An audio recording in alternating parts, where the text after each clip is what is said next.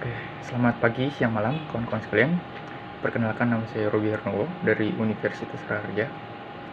Saya akan menyampaikan sedikit materi dari tugasan atau kuliah teknik transmisi yang dibimbing oleh Bapak Martono, SPD Kim MTI. Oke, kita langsung saja ke materinya. Oke, selamat pagi, siang, malam. Sekarang saya akan menjelaskan sedikit materi tentang protokol. Apa itu protokol? Ialah bagian yang penting dalam proses pertukaran informasi antara komputer yang mengatur proses pertukaran data antar komputer. Teknologi protokol dapat diterapkan pada perangkat lunak, perangkat keras, atau kombinasi dari keduanya. Protokol sangat berhubungan dengan teknologi informasi dan tidak bisa lepas dari aktivitas di internet. Jadi, protokol ini sistem peraturan yang memungkinkan terjadinya hubungan, komunikasi, dan perpindahan data antar dua komputer atau lebih. Atau aturan ini harus dipenuhi oleh pengirim dan penerima agar komunikasi dapat berlangsung dengan baik. Sederhananya, protokol adalah media yang digunakan untuk menghubungkan pengirim dan penerima. Protokol dapat diterapkan pada perangkat keras dan perangkat lunak, jadi hampir semua komunikasi yang terjadi pada jaringan komputer pasti melibatkan protokol. Sebagai contoh, seperti orang yang mengirimkan email. Email dalam komputer bisa disebut dengan sebuah data, sehingga email yang dikirimkan pada seseorang dari komputer satu ke komputer lain sebenarnya adalah pengiriman data. Setiap orang mengirimkan email, pasti email akan melewati beberapa protokol. Semua protokol harus dia lalui agar email bisa keluar dan diterima komputer lain pada jaringan yang sama ataupun berbeda. Fungsi protokol. Protokol memegang peran yang cukup vital dalam perpindahan data di internet. Secara umum, fungsi protokol adalah untuk menghubungkan antara pengirim dan penerima agar bisa berkomunikasi. Secara lebih khusus, berikut ini adalah fungsi-fungsi protokol. Yang pertama, reassembly. Kegunaan internet protokol adalah memastikan pesan dipecah menjadi paket. Hal ini dikarenakan sebagian besar pesan terlalu besar untuk dimasukkan ke dalam satu paket. Dan karena paket tidak dikirimkan dalam urutan yang benar, paket harus disusun ulang saat tiba di penerima.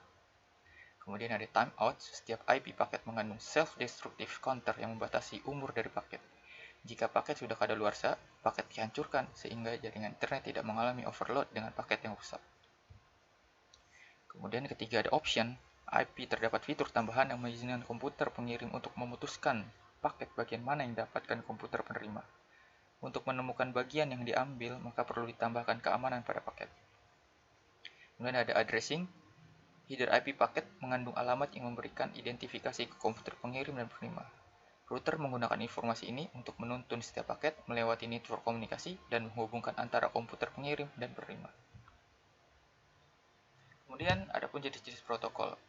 Pada jaringan komputer di seluruh dunia, ada beberapa jenis protokol yang digunakan untuk berhubungan. Beberapa jenis protokol itu antara lain TCP/IP atau Transmission Control Protocol dan Internet Protocol. Ini standar dari komunikasi data yang dipakai oleh komunitas internet. Standar ini mengatur dalam proses tukar-menukar data atau informasi dari seluruh komputer ke komputer di dalam jaringan internet. Kedua ada User Datagram Protocol atau UDP. Ini transport TCP/IP yang dapat mendukung komunikasi unreliable tanpa adanya koneksi antar host di dalam suatu jaringan. Kemudian Domain Name Server atau DNS. Distribute database yang dipakai dalam pencarian nama komputer di dalam jaringan menggunakan TCP/IP. DNS dapat bekerja pada jaringan dengan skala kecil sampai dengan global. Terkadang DNS juga digunakan pada aplikasi yang terhubung langsung dengan internet. Kemudian yang keempat ada HTTPS. Protokol HTTPS pasti sudah sering Anda dengar. HTTPS bisa dilihat dari browser pada saat mengakses halaman website yang menggunakan SSL. Apalagi HTTPS sudah banyak digunakan di beberapa website. HTTPS berasal dari Hypertext Transfer Protocol. Ini HTTP, yang S-nya adalah secure, yang merupakan protokol untuk mengatur komunikasi antara klien dan server. Sedangkan HTTPS merupakan versi aman dari HTTP, karena S-nya secure, versi lebih aman. HTTPS merupakan kombinasi dari komunikasi HTTP biasa melalui Socket Secure Layer atau SSL, atau juga Transport Layer Security TLS. Jadi bukan merupakan protokol yang berbeda, sehingga ada dua jenis lapisan enkripsi. Kombinasi dilakukan untuk menjaga keamanan beberapa serangan pihak ketiga. Biasanya serangan yang dilakukan adalah menyadap informasi dari komunikasi yang terjadi. Kemudian yang kelima ada SSH atau Secure Shell. Ini sebuah protokol jaringan yang memungkinkan terjadinya pertukaran data antara dua komputer dengan aman. mulai dari mengirim file, mengendalikan pada jarak jauh, dan lain sebagainya. Dibanding dengan Telnet, FT, protokol ini mempunyai tingkat keamanan yang unggul. Yang keenam, Telnet. Dikembangkan pada 1969, Telnet memiliki standarisasi sebagai IETF STD8 yang merupakan standar internet pertama kali. Protokol ini berjalan pada koneksi internet atau LAN, namun sayangnya Telnet mempunyai keterbatasan keamanan yang masih beresiko.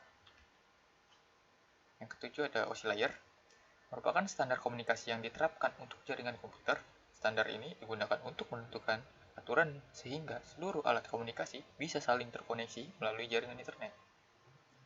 Dan OSI layer dikembangkan untuk komputer agar dapat berkomunikasi pada jaringan yang berbeda secara efisien. Protokol ini digambarkan sebagai informasi dari suatu aplikasi komputer yang berpindah melalui jaringan internet ke komputer yang lainnya.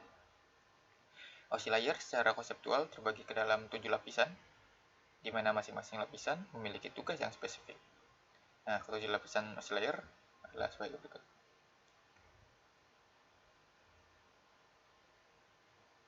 Oke, untuk penjelasannya, yang pertama ada application layer. Nah, ini paling berdekatan dengan end user.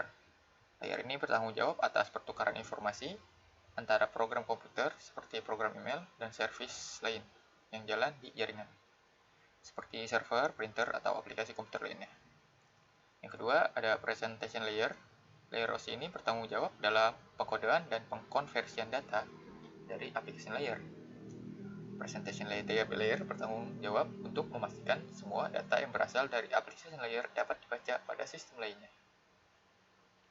Yang ketiga ada session layer, yang punya tugas untuk menentukan bagaimana dua terminal menjaga, memelihara, dan mengatur koneksi.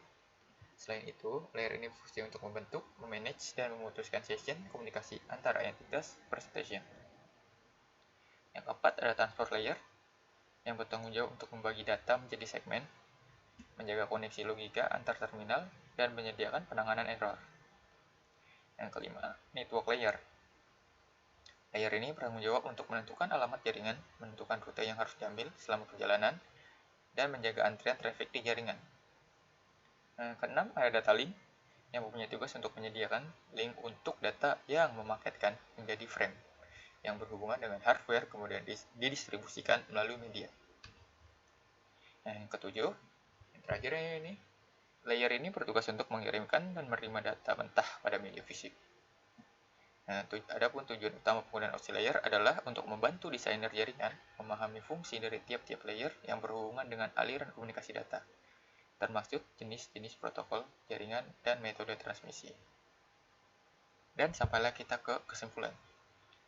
Hampir semua proses pertukaran informasi antara komputer melibatkan protokol. Hal inilah yang membuat protokol sebagai bagian yang penting untuk diketahui. Perkembangan bermacam-macamnya, sistem informasi dan komunikasi saat ini tidak lepas dari peran perkembangan standar protokol. Nah, protokol adalah aturan yang memudahkan untuk berinteraksi dengan sistem yang lain. Protokol membantu dalam proses pengiriman dan penerimaan data dalam proses komunikasi. Jika tidak ada standar protokol yang digunakan, maka proses pengiriman dan penerimaan suatu data akan sulit, bahkan mustahil untuk dilakukan. Dikarenakan pada saat ini, berbagai sistem informasi tidak hanya dikembangkan oleh satu vendor saja. Oke kawan-kawan, sampai situ aja materinya. Mohon maaf bila banyak kesalahan. Sampai ketemu di materi berikutnya. Terima kasih.